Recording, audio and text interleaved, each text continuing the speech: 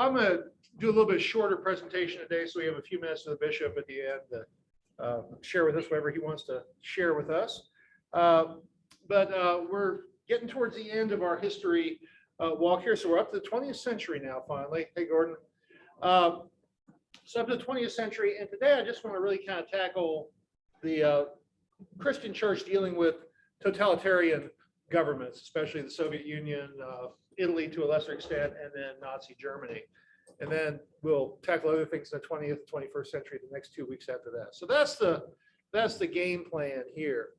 So we've already overlapped a tad into this time of history because we went up to World War I, and we even talked about the Scopes trial and things like that with the American church. And I'll also backtrack back into this next week, probably talk about Pentecostalism, which is a new movement that comes up during this time. But really today, I do want to focus in on Soviet Russia, fascist Italy, and then Nazi Germany, and give Scott some time. All right, so real quick about World War I and Christianity. Really, when you think about it, with the exception of the Ottoman Turks, World War I was a Christian war. Christians versus Christians, Europeans versus Europeans, with the outlier down there in Turkey. Wonderful quote from our textbook. The so-called civilized peoples of the West engaged in unparalleled carnage which annihilated a significant part of a generation. Liberal humanism proved inadequate for the times as the sudden unleashing of pent-up emotions of war shattered the optimism of peace advocates. So, you know, the best and the brightest it just devolved into a horrible carnage, as we know from the centennial happening a few years back here. And in just about every country, not just about, in every country, the clergy and the church leadership was all in on whatever side they were on. Whatever their country's side was, God was on their side. And it was very public about that. And British, interestingly, I'm going to talk about conservatives in Germany, but the British liberals especially really ran with World War I as a holy war against tyranny, Prussian militarism, all that. So they, sometimes you think of the conservative movement as all in on patriotism, but the liberal end of the spectrum in Britain, especially, not that the conservatives weren't also. And then there was very little pushback. Very few folks said, hey, time out, minority opinion. And when there was pushback from in our country, like the Mennonites and some of those more pacifist Christian groups, they were not treated very well, to be blunt. So World War I, the pressure to conform and to say support your country, right or wrong, was the order of the day. And I mean, God's basically on your side there. That's an American picture, but it could have been, you could substitute the flags for Britain or France or Germany or Russia or any other country, Austria, Hungary. They would all fit that picture. Given general kind of anti-Catholic sentiment in the popular press, do you assume that's an Episcopal priest? No, I think that's probably a Catholic priest at that point, even with the Roman soul. So I'm guessing he's Catholic.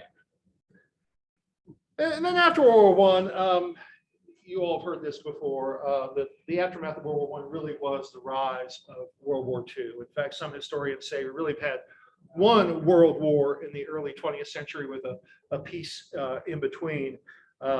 Just like the 30 Years' War, had the 100 Years' War, they both had times of peace. Future historians may very much see the early 20th century as the World War with battle and then stop and then battle again. And then part of the aftermath religiously is that both Soviet Russia and Nazi Germany came out virulently anti-Christian at the end of things. And so Owen Chadwick's a historian. He wrote that this way, I'll quote him: "No one had thought it possible that so-called Christian nations would kill and go on killing irretrievably. And as a direct consequence of that war, World War I, these two different anti-Christian doctrines, the Soviet, religion is the opium of the people, and the Nazi, religion is a false bulwark against nationalist ideals, took hold of the two most powerful military nations in the world." So World War I leads up to some pretty tough stuff, not just World War II, but also some anti-Christian stuff we'll talk about momentarily. So totalitarianism, I do want to make just a nuanced statement here. Totalitarianism and authoritarianism are sometimes used as interchangeable terms.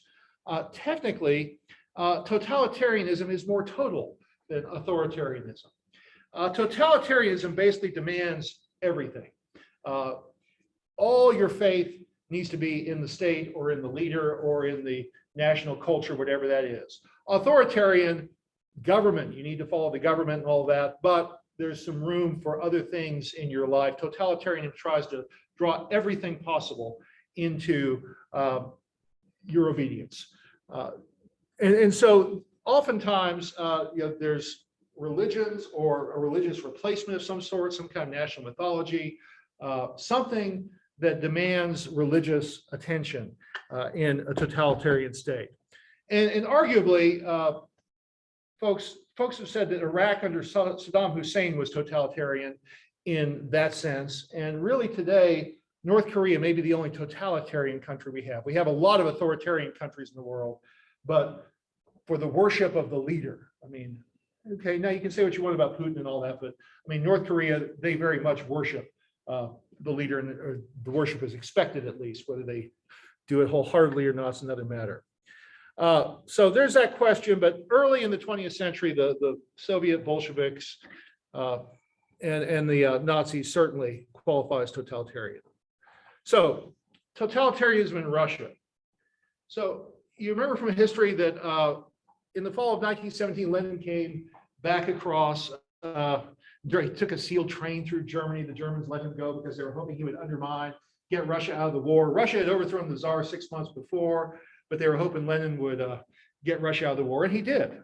So it was a good military move on the part of the Germans, even though they were very anti-communist and Bolshevik. It worked. This wasn't the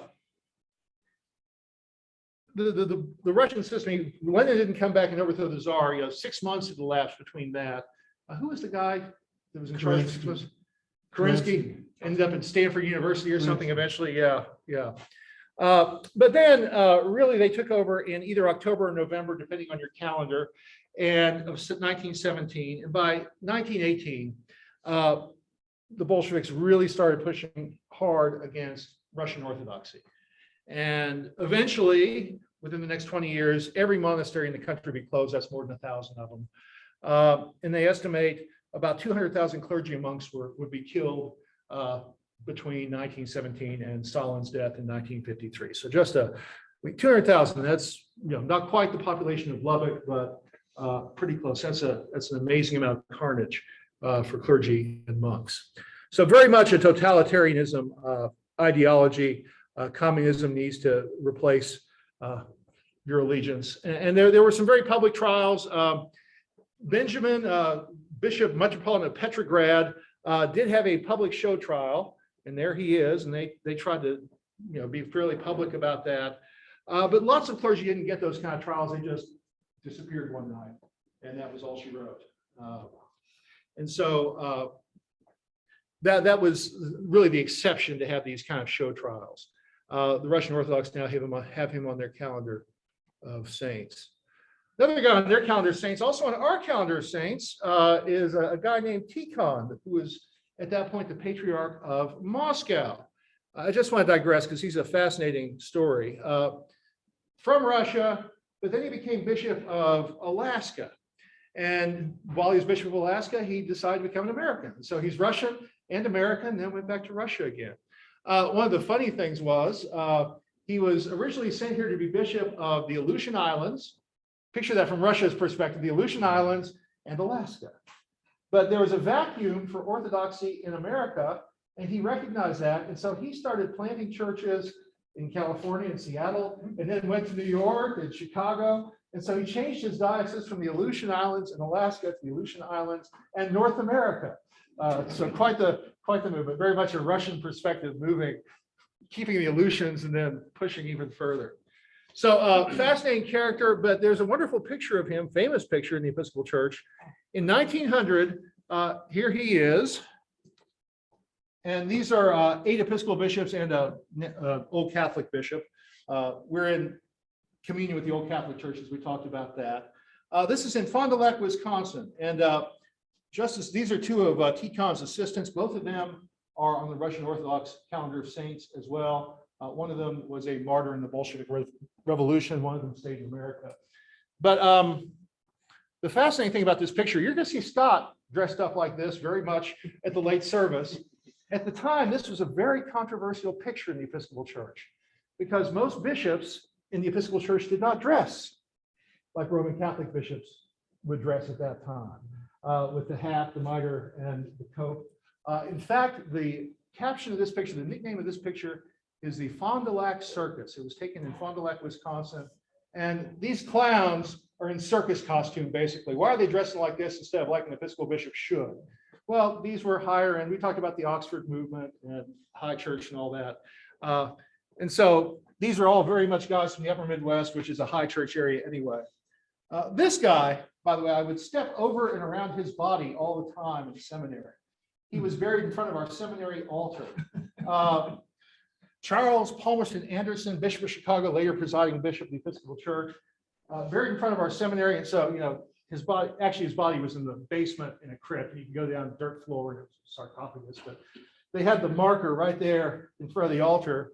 And there was always a seminary joke because it said, Charles Palmerston Anderson, Doctor of Divinity, all this stuff. And then his body, the next to it was his wife. Didn't even list her name. His body and his wife buried underneath this seminary chapel. But anyway, so there's TCON with some of our guys, and they are guys at that point, 1900. So TCON eventually went back to Russia, eventually became the Patriarch of Moscow, just in time for the Bolsheviks to start their revolution. So patriarch of a very tough time. And he realized very quickly, he did a full crash dive and immediately tried to make every Russian Orthodox church under his control independent outside of his borders, because he suspected that things were going to go south for a long while. And so that was one of his chief tasks, is to make sure that the church in America didn't have to rely on orders from Moscow anymore, that they could be standalone. And so that's one of the things he did. He was arrested at times. He did push back on the government. They did not execute him, though. He was too big, too popular. They did put him under house arrest in a monastery. And they did. The government deposed him, said he's no longer bishop. Now, governments don't have power to, only the church can depose a bishop. But anyway, they think they did that. But he died after about 8 years of that. So heavy pushback from Russia. They destroyed the cathedral in Moscow. It was rebuilt while Jimmy was a little baby. So they did rebuild it very much like it used to be. But they wrecked it to make a monument to communism, and eventually became a swimming pool, actually. But that's another matter. But here's their attitude. I love this magazine cover here.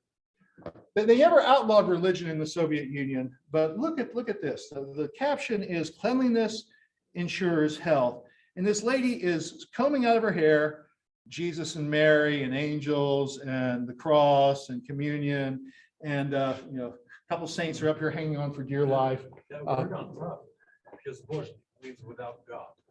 Does it? Okay, very good. I wouldn't have known that, Trey, so thank you. So what they were very much trying to do is, you need to get rid of religion in your life.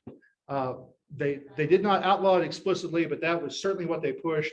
And they pushed the replacement of scientific atheism in place of faith. That was the term they used that was important for good communists. All right, real quick here, Italy. It is questionable whether Italy, under our definitions, is totalitarian or authoritarian. It's kind of a halfway case. If you're going to say one of these three is not totalitarian, then Italy would be the one.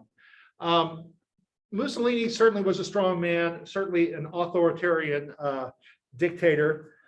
You may remember we talked about with the fall of Italy a few weeks ago, and or the rise of Italy as a city, as a nation, and the Vatican losing its status as an independent country, losing its papal states to Italy, and the Pope saying, for almost 60 years, we're not coming out. We're staying in the Vatican. The heck with you. We won't even bless in the direction of Rome anymore. We'll bless inside the interior courtyards and things.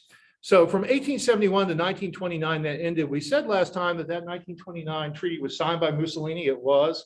And because of that, Pope Pius XI actually said that Mussolini is a man sent by God or sent by providence. He's God's agent here. Now, Pius did push back on Mussolini some a little bit later, and Mussolini backed down. So here's why you can argue Italy wasn't totalitarian, because the church pushes back and the dictator caves a little bit, compromises a little bit with the church as a power. And really before 1939, the church really was only critical of Italian fascism when it tried to compete for loyalty or tried to mess with Christianity's business. Otherwise, Italian Catholics were all in on the war in Ethiopia, the conquest of Ethiopia. They were all in on the Spanish Civil War, which the fascists were fighting against communists and others. Why would the Catholics support fascism against other things? Well, there's a virulent fear of communism. Same thing applies in Germany as well. That folks are so afraid of communism coming in that we'll side with whoever's against communism. And if communism is on the far left, then we will support the far right in order to be a bulwark against communism. So very much in the 1930s, there was not a lot of pushback from the church on Italy, except when the church really got encroached upon with its rights. Was there never any tension between, because Ethiopia, was Ethiopia not a Christian nation? It was a Christian nation, but it was Coptic. It wasn't Roman Catholic, and so the good Catholic leaders didn't worry about that. And plus, let's be blunt, it wasn't a Caucasian country either, and so all those racist tropes come into play as well. All right, 1939 happened to not only be the start of World War II, it was a switch in Vatican administration. Pope Pius XII succeeded Pope Pius XI. He was a World War II Pope. And there's a lot of controversy. We don't have time to go into all of it, but a lot of question if Pius should have done more during World War II. He got reports eventually about the way Jews were being treated, and there were even rumors about concentration camps and death camps and all that. And Pius kind of sat on his hands. So on the one hand, there is a strong argument he could have done more. On the other hand, his city stays in the middle of an Axis capital. It's in the middle of Rome. He doesn't have a lot of power. There's also a question, if he had forbidden German Catholics to participate in the German army or to participate in the SS or something, would they have listened? And so there's a lot of historical controversy about Pius XII. We won't delve into it much more than that, but just wanted to flag that is a strange and tough time in the papal history. I don't think he could have done anything to stop it. Well, he couldn't have stopped him, but if he had said, should he have said something and taken the hit for saying it? And that's the big question. Like Bonhoeffer. Like Bonhoeffer, we'll get to Bonhoeffer momentarily. And even Bonhoeffer didn't take the hit until very late. Questions about Italy before I move on to Nazi Germany here. I do want to leave a little time for the bishop still too. Okay, just for totalitarianism, I love this. This is not a church historian, this is a secular historian, but her statement is wonderful. Hitler Nazified German life. The party took over economic, occupational, and social groups and created new organizations to supplant them. If a German professional wanted to keep his or her job, they needed to join a Nazi organization, such as the National Socialist Physicians League, the National Socialist Teachers League, or one of many others. The Nazis also formed recreational and social clubs that ranged from choral groups and sports clubs to shooting societies and youth organizations. Virtually any public body that wasn't under Nazi organizational control was dissolved. That is such perfect classical totalitarianism, a complete replacement of anything needs to be underneath the umbrella of the state. So very, very much a totalitarian country. Nazism, of course, you remember from your history, grew in the 20s. Hitler didn't take power until the 30s. In 33, there was kind of a halfway accommodation with Christianity by Hitler. In 37, he decided he had no use for Christianity anymore. His Christian supporters didn't necessarily know that at the time, but he had basically said, we can't have, even Nazi Christians are not good enough anymore. They need to be Nazis, and the Christianity part needs to go. He eventually saw that Christianity was going to be a different loyalty. Either you're loyal to the church or you're loyal to the state, and you can't be loyal to both. You got to choose one or the other. And we're going to talk about a couple of groups here that made those two very different choices. Hitler was hoping, though, that Christianity eventually would wither and die and dry up on the vine as a failed system, and that he wouldn't have to mess with it anymore. And we talked about British liberals. I want to talk about two conservative reactions to Nazism, because as someone right of center myself, I need to pay attention to these two different reactions to Hitler, because they both came from conservatives. They're very different reactions. So I want to talk about the German Christian movement and the confessing church. So German Christian, very much pro-Nazi, very much anti-Semitic. Their leader was the Reichsbischof Ludwig Müller. And there he is. I mean, he's speaking at a podium he's in vestments. He is in his Lutheran vestments here, but got the Nazi salute going, blessing Nazi flags. He's all in with Nazism. There's no question about that. The Christianity and Nazism are the same thing. God is completely on the side of Nazi Germany. So this movement, virulently anti-Semitic, just horribly so. And to be fair, a lot of Christians were anti-Semitic in the 1930s, not just in Germany. In America, in Britain, if you remember that boat of Jewish refugees that was sailing around trying to find a place to land, and it kept getting refused. No, we're not going to take those Jews. Very, very tragic. This church wanted and eventually did ditch the Old Testament. They tried to figure out ways that Jesus could be an Aryan and not be Jewish even. This strange mythology arose that he had ties with the church in Iraq and Iran and India, the Aryan heartland back in the first century there. And eventually they did come out with a Bible with no Old Testament and a very altered New Testament.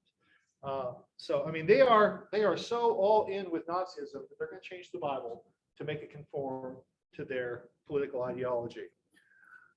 They tried to get rid of all bylaws of any church to conform to an Aryan-only policy. If anybody's got any Jewish ancestry, even if they're Christian, no good. Eventually, they wanted Mein Kampf on the altar and swastikas on the altar cloths. And like I mentioned with the Italian Catholics, anti-communism, anti-Semitism, and nationalism all combined is a toxic brew to say, we're going to go all in, that the state's ideals are more important than Christian ideals. So just, I mean, their iconography, there's their flag, a cross with a swastika right in the middle. And you can see a couple of those flags hanging here in front of a church, along with a big plain Nazi banner. But if you can't see this crown of thorns, these are little curvy swastikas around the cross here and combined. So those are all icons, artwork that they used. They've kept one church that was built in this era, mostly unadulterated. They took the swastikas out of this church. But when it was built, I mean, you got iron crosses and chandeliers. Right next to the crown of Jesus, which we have all over the place at St. Paul's, is the Nazi eagle. And the pulpit has the carving of Jesus and following him as a stormtrooper. I mean, they are all in here. Other pictures here, different church, their bell was cast during that time, swastika on it, and altar eventually just, so this is a tough reaction. All in with whatever the state's doing, it must be right. We are with you. Bell says everything for the fatherland. Everything for the fatherland, is that, and then Adolf Hitler under that. Wow. Do you know Yeah, if good. any of the leaders of the Nazi church were ever whoever prosecuted. That's a good point. I'm not sure if they were prosecuted for war crimes or not. Mueller eventually did fall out of favor, as I recall, with Nazis, and was thrown out of office. But I'm not sure. Scott, you, Jimmy? I don't know. Okay, that's a good question. That's a good question. I don't think pushing ideology got you. Actually, doing crime, doing the stuff. Doing this stuff. Well, let's talk about some pushback real quick. There was dissent. This was a communist artist in Germany that eventually fled, but he is recognizing that the Nazis are strapping something else onto Christianity here. So that's an anti-Nazi And the artwork. Bible says the cross was not heavy enough. The cross was not heavy enough. Oh, wow. So we add this one. Thank you, Trey. That's good. All right, so let's talk about this. The biggest pushback is a group called the Confessing Church. This is also a conservative group. This is the conservative group that gives me hope. As a conservative, that other group really disturbs me, that they could ditch their Christianity so much and their faith so much for the state. But then they're not Christians anymore. Well, that's, I would certainly lean that way, Trey. I don't want to get too political with this, but we did have some interesting people on January 6th carrying banners that kind of combine some things. So yeah, I think it's possible if we're not careful. But I want to talk about the Confessing Church. This is a group that did really stick to its biblical guns. They did come out against Nazism.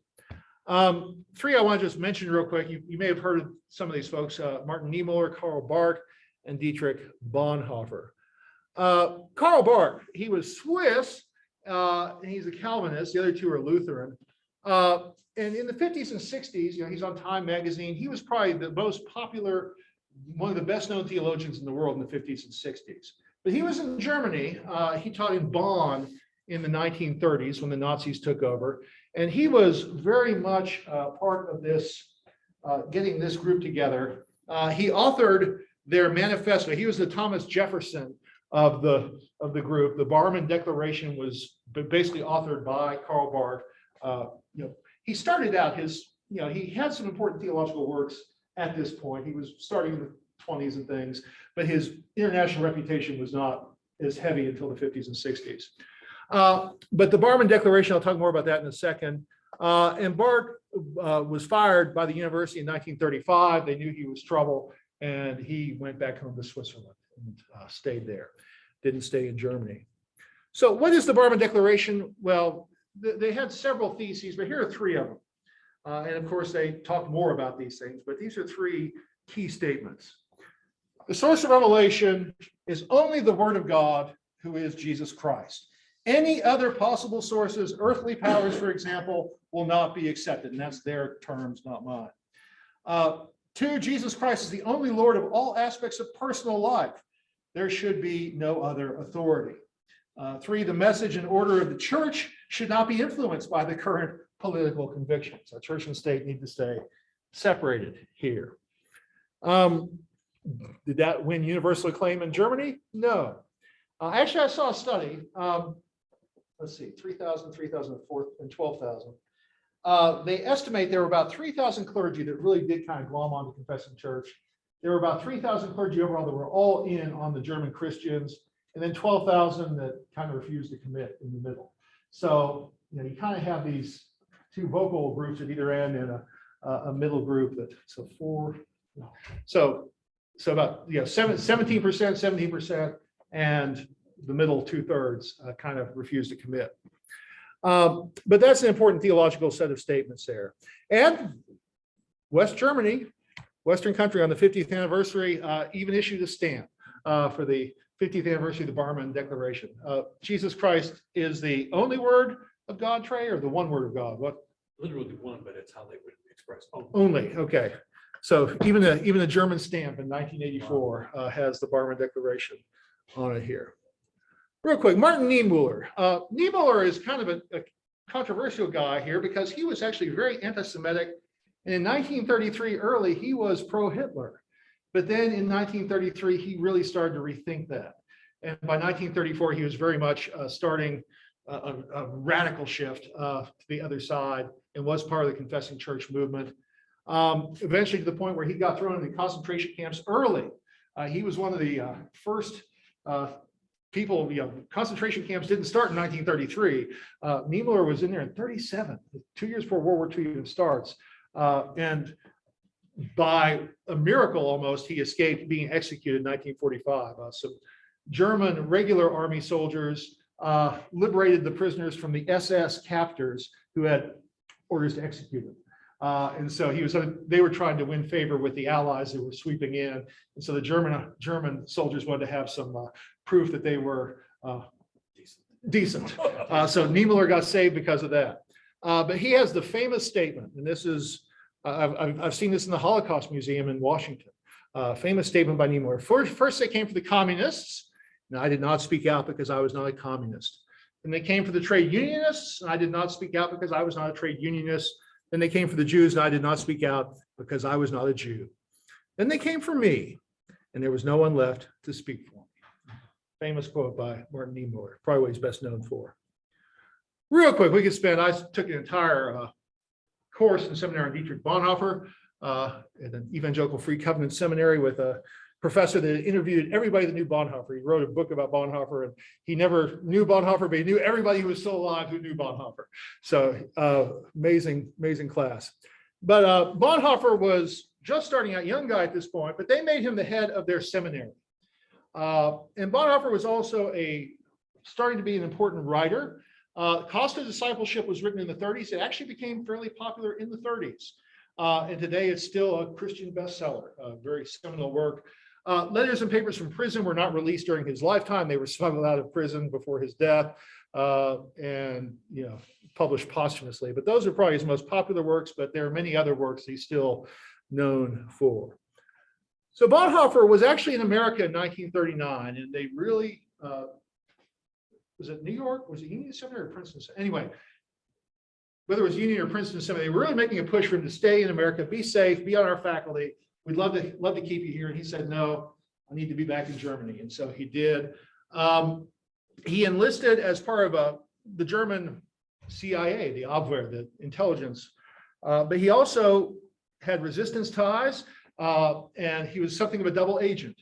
And eventually he was part of the group. He wasn't directly involved in the assassination plot against Hitler, but he was tied into that same group and was arrested finally for that. And that's an interesting question. Separation of church and state. Bonhoeffer eventually got to the point where it's maybe important that we take this guy out. That was a big move from separation of church and state in the Barmen Declaration to this guy's so bad, maybe he needs to be taken out for the good of the people. Eventually, a few weeks before VE Day, Bonhoeffer was executed along with Admiral Canaris, the head of the intelligence agency, and all that was hung. So very famous figure. Bonhoeffer is on our calendar of saints, but there was, when he was made the saint, some controversy. Should he be white because of his theological writings, or should his color be red because he's a martyr? And some say, well, he's really not a martyr for Christianity. He's a martyr for anti-Nazi Germany, but is he really a martyr for Christianity? And some said, oh, yes, he certainly is. So there's some controversy about him. He's certainly important theologically, but was he a martyr? And that's an open historical question. I won't try to resolve that. The concept of the cost of discipleship, that if you are going to be a true disciple, you have to be willing to die for it. Die and for do it. whatever it And takes. he walked that talk, most definitely. So I would be of the red school, but there are some that aren't. All right, I did say I was going to finish early, give the bishop about 15 minutes here, but next week we'll look at some more stuff in the 20th century. I will backtrack a little bit too about Pentecostalism and some things, but we'll look at the second half of the 20th century. And the next week, some stuff in our century. We're already a fifth of the way, more than a fifth of the way into this century, close to a quarter of the way into this century. Hard to believe. It still seems like science fiction times living in the 21st century, but we'll stop there. And Scott,